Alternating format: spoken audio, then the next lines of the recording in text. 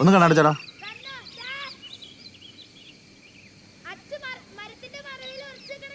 മുറുക്കി പിടിക്കേ.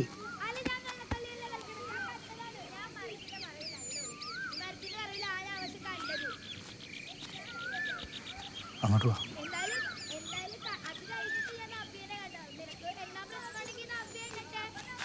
അതാരാ? കണ്ണേട്ടൻ. നീ എന്തിനാ അവനെ കെട്ടിപ്പിടിക്കാൻ നിന്നോടുത്തെ? കണ്ണേട്ടൻ എന്ത് പറഞ്ഞാലും ഞാൻ കേൾക്കണം. എന്റെ മുറിച്ചെറുക്കനാ, എന്നെ കെട്ടാൻ പോകുന്ന ആളല്ലേ കണ്ണേട്ടൻ.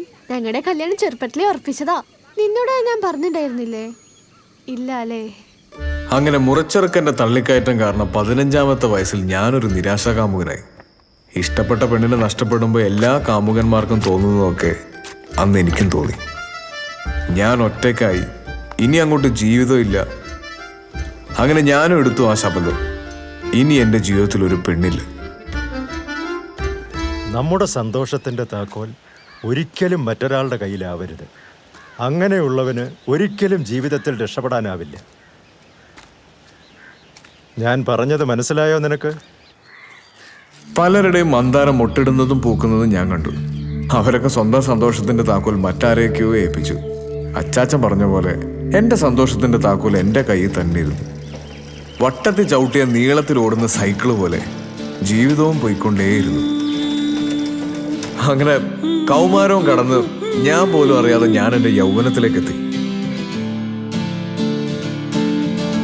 ഒരു വയൽ പക്ഷിയായി പൂഞ്ചിറകിന്മേൽ ഉയരുന്നു ഞാൻ ഉയരുന്നു. ഒരു മണി തെന്നലായി താഴ്വരയാകെ തഴുകുന്നു നീ തഴുകുന്നു.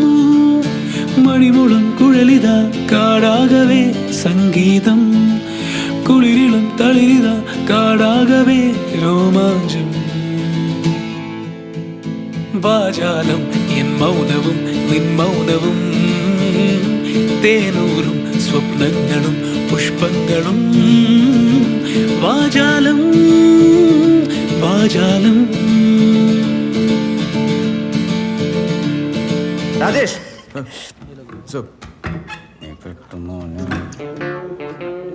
what is the purpose of piston? Simple question. So, piston is... No. So, piston is... പൊങ്ങുന്നു താഴുന്നു അല്ലേ? I correct it in it. In a positive displacement.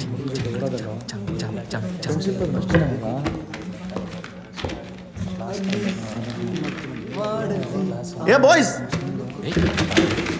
what is this? What the hell are you doing?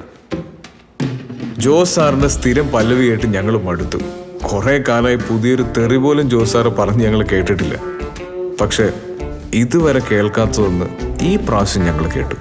Dear students, here we have a new student. Her name is Maya. Maya.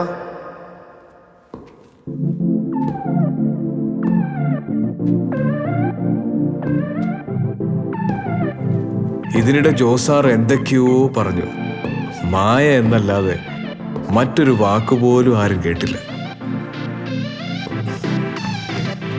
മഴ കാത്തിരുന്ന വേഴാമ്പൽ വെള്ളപ്പൊക്കം കണ്ട പോലെയായിരുന്നു പിന്നെ എല്ലാം. ഏറ്റവും ബഹളം ഉണ്ടായിരുന്ന ഞങ്ങളുടെ ക്ലാസ് നിശബ്ദമായി.